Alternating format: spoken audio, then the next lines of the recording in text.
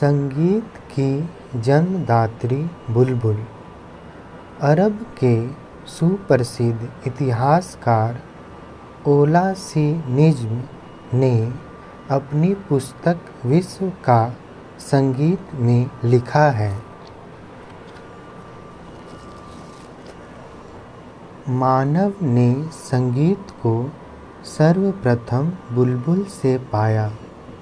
जब वह प्रथम सृष्टि में आया तो वह एक पेड़ पर आराम कर रहा था।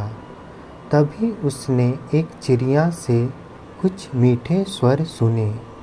वे स्वर उसको बहुत प्रिय लगे।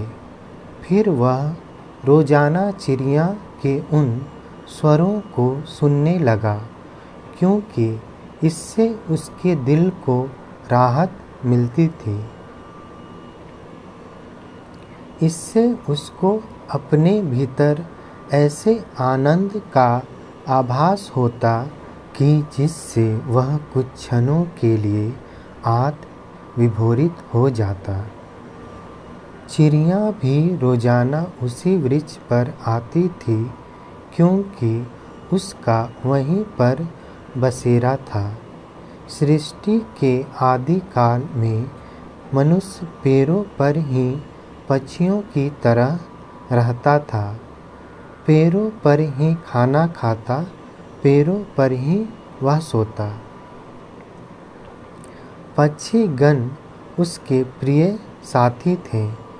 उनकी नाना प्रकार की बोलियों से वह अपना मनोरंजन कर लिया करता था।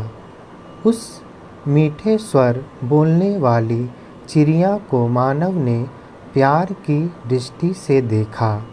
धीरे धीरे मानव ने भी उस चिड़िया के मधुर स्वरों की नकल कर ली,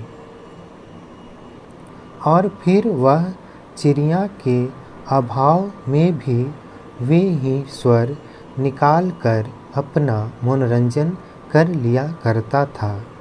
बाद में इसी चिड़िया का नाम बुलबुल पड़ा। चूँकि यह चिड़िया सुंदर गाती थी, इसलिए इसका नाम बुलबुल रख दिया गया। इसीलिए जो सुंदर गाता है उसको भी बुलबुल की सुंदर उपाधि से सुशोभित किया जाता है। प्रथम पुरुष ने बुलबुल से स्वर लिया अथवा नारी ने, ये विवादाग्रस्त प्रश्न है, किंतु फिर भी अधिक विद्वान इसी मत की पुष्टि करते हैं कि प्रथम नारी ने ही बुलबुल से मधुर स्वर सीखे और उनका प्रयोग पुरुष को रिझाने, उसको अपनी ओर आकर्षित करने में किए, और बुलबुल को विश्व में संगीत प्रचार के लिए ईश्वर ने भेजा। वह संगीत की देवदूत है। इसके स्वरों में जितनी मिठास, जितना लोच, जितना सुरीलापन है, उतना और किसी चिड़िया में नहीं होता। यह अद्वितीय तोहफा उसे ईश्वर की ओर से प्राप्त है, विश्व के लोगों को संगीत से परिपूर्ण करने के लिए।